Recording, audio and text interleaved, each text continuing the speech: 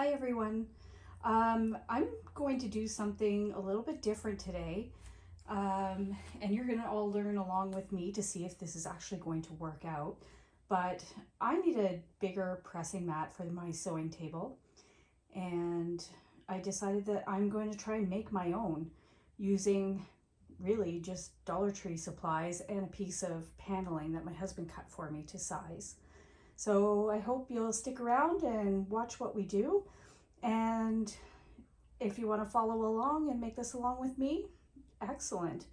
Um, Most of the things I purchased are from Dollar Tree. I think I spent $7 or $8 on supplies, and it's a really affordable way to make your own ironing mat. I just wanted to take a second to acknowledge that I know that during this video there are some times when I am holding items off the camera. I apologize for that in advance.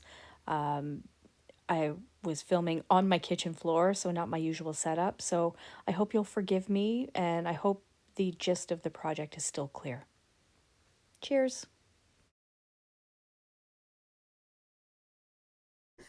Okay, so let's go over some supplies. I apologize if you see my feet or my dirty floor, but I'm doing this on my kitchen floor so that I don't make a mess everywhere else. Okay, so first, I wanted to mention there are a couple of things that are not Dollar Tree items, but inexpensive or things you might already have at home. So I picked up this wool suiting fabric. It's like a purpley lavender color at a local thrift store, and I think I paid $3 for about 2 meters of it. This is what I'm going to use for the top layer of my ironing board, only because wool is really nice to iron on, gives you a really nice finish when you're pressing, and it deflects heat as well. The other non Dollar Tree item, I have some spray adhesive. I'm going to use this to adhere the foam and anything else I might need to my piece of paneling that I'm using as my base. I also have a heavy duty Stanley staple gun. You'll need a staple gun, or unless you want to figure out another method like thumbtacks or something to get your fabric wrapped around the board and stable, I'm going to use a staple gun. And I have a pair of scissors handy just in case I need scissors to cut anything to size. So here are the things I purchased at the Dollar Tree. I may not use all of them. I don't know. We're going to do this as we go, but I bought some dish drying mats. Now, these are not dish towels, they're dish drying mats. They come one per package, and I think it's $1.25 at our Dollar Tree. But they're a little bit squishy. It feels like they have foam on the inside. So I'm going to use this close to the top of my layer, and I may need to layer um, two of them together. Now, the board I have cut is 15 by 30 inches. You can do whatever size you like. This just happened to work out well for the pieces that I had. So, Dollar Tree dish drying mats, and they're nice and squishy, and will make my ironing board give it a little padding. I also picked up a couple of rolls of just plain black felt. I'm not unsure if I'm going to use this or not, but I may use this on top of these dish drying towels just in case I need just an extra layer. Or because these have kind of a texture to them, I think the felt will even out any texture that's on there. I also picked up a couple of pillowcases, polyester pillowcases. Before I was sure I was going to use the wool suiting for this board, I thought maybe I might use some pillowcases as the top of my ironing board. You can choose to do that. I picked up two just in case. I don't know how much I'll need of these, but they're $1.25 each. Next, I picked up a piece of foam board. So these are like those project foam boards. It's found where the bristle board is in kind of like the packaging and school supply aisle. And I measured and just cut it in half. It's kind of still attached, and just folded it in half. And I am going to layer this on my base. I also had a piece of foam that came with the package I ordered on Amazon, and it was approximately the same size. So I have that cut to size as well, just to give a little bit of padding. And finally, I have just a piece of thin 1/4 inch paneling. I think my husband called it paneling he had laying around in the garage.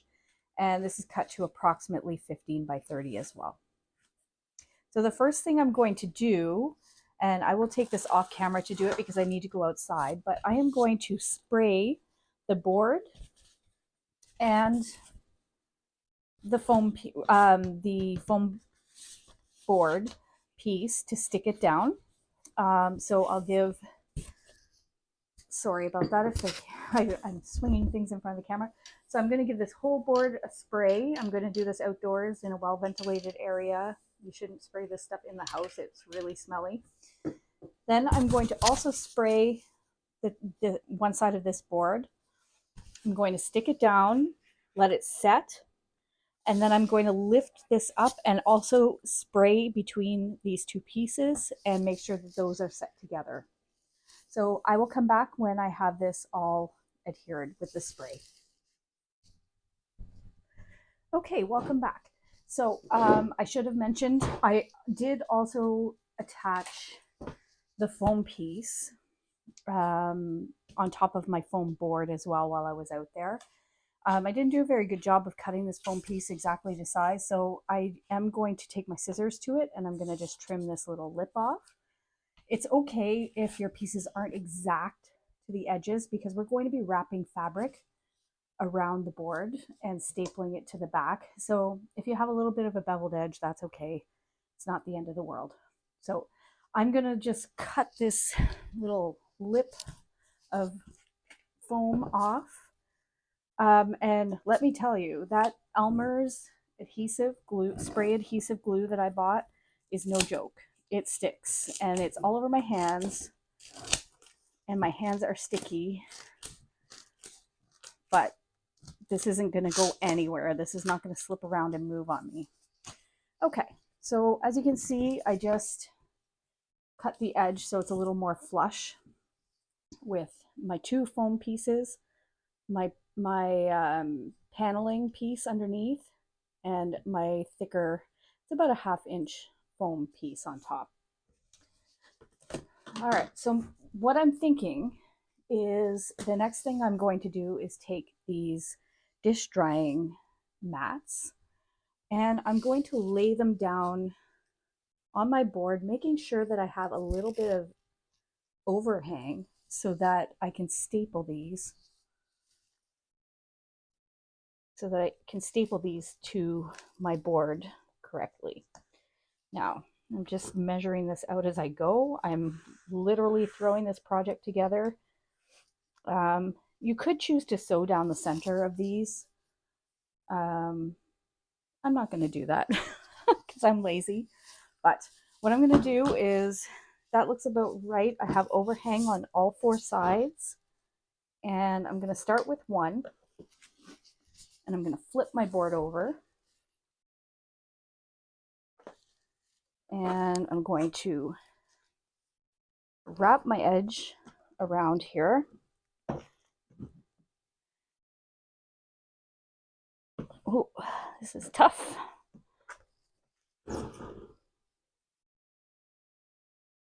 Oh.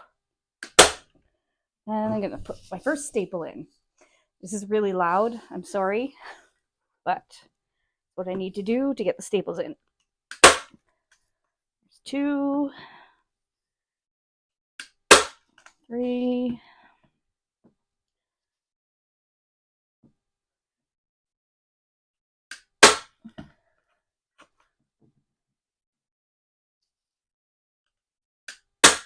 okay, so I have the one side tacked down.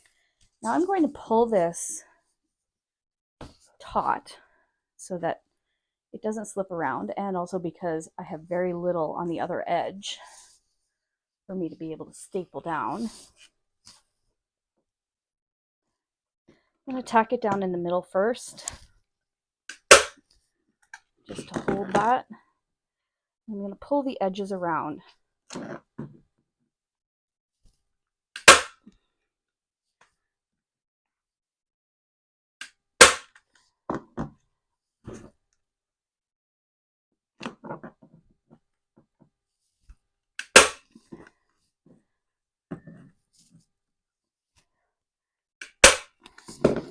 All right, so I have that tacked down on the sides, and then I'm just going to fold over the top edge and staple that down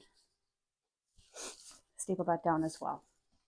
I'm going to do the rest of this off camera. Then what I will do before I leave you and finish this piece off, I will lay my other piece in the same way and just butt up the edges here, or overlap a little bit if you'd like, and staple the other side down.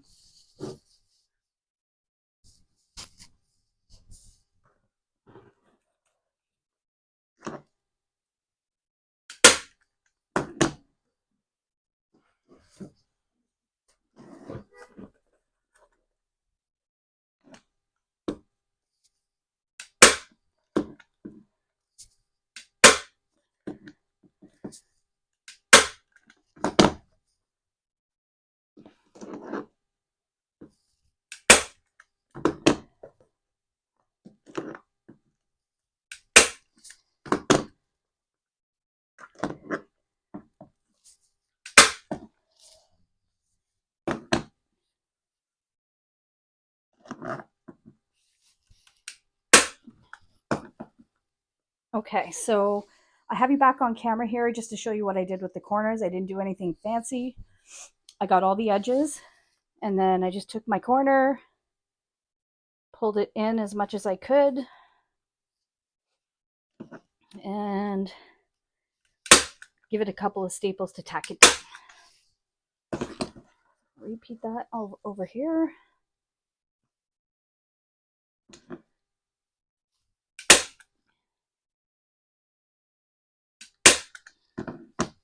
Okay, so I mean, that's looking pretty good already. If you wanted, you could leave it as is. This edge, I don't want that showing up in the things that I press. So I am going to do exactly the same process, but I'm going to use the black felt. I'm going to use the black felt, and I'm going to layer this on top, probably the long way, just to avoid this center crease. I want to try and build it up a little bit. I will take this and I will attach the felt, and I will come back.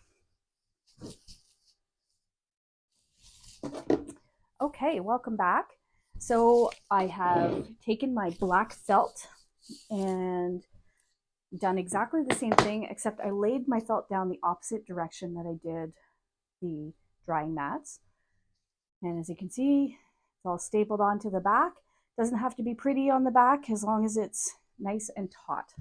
You can see my surface is nice and flat. Now, I think what I'm going to do here, I'm going to skip the pillowcase, and I'm going to go ahead and adhere my wool top the same way I did with the felt. When it's finished, it's going to look something like this. I'll just cut it to size and I'll staple it. And then what I can do is, if I need something a little more slick, I can use the polyester pillowcases and just slide one right onto my ironing board if I need it, if I would prefer not to have the wool surface. I will come back and show you a finished product, but I'm going to go ahead, use my staple gun, and I'm going to adhere this wool piece to the top, and then we're almost finished. Okay, I am done. Voila! So I have a really beautiful custom made ironing pad. It's got lots of thickness. It's nice and smooth. It's got a wool top.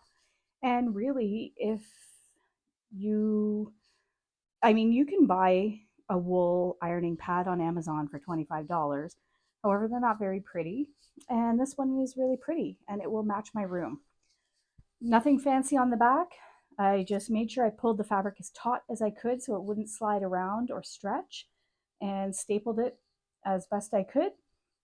And it lays nice and flat on the ground. This is actually extremely lightweight too.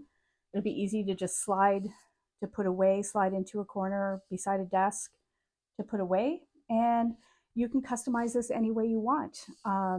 If you have something in your sewing room, some decor that you want to match, then you can cover it with any fabric, really. You just want to make sure that you've got enough layers that if you have plastic or foam or anything inside that you don't want to be able to melt that, I feel confident that I have enough layers over my foam that it's not going to melt. And even over time, if it does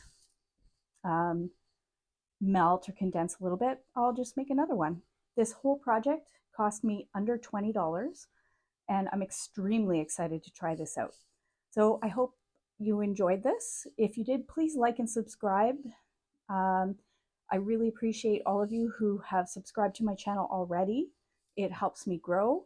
I'd really like to be able to do live videos at some point, and I don't have enough subscribers to do that yet. So please, please hit that subscribe button, and I will hopefully be able to provide some more fun content. You went ahead and made this. Tell me what you thought of the project. The whole thing, beginning to end, took under an hour and less than $20. So I hope you enjoyed this, and thank you so much, everybody.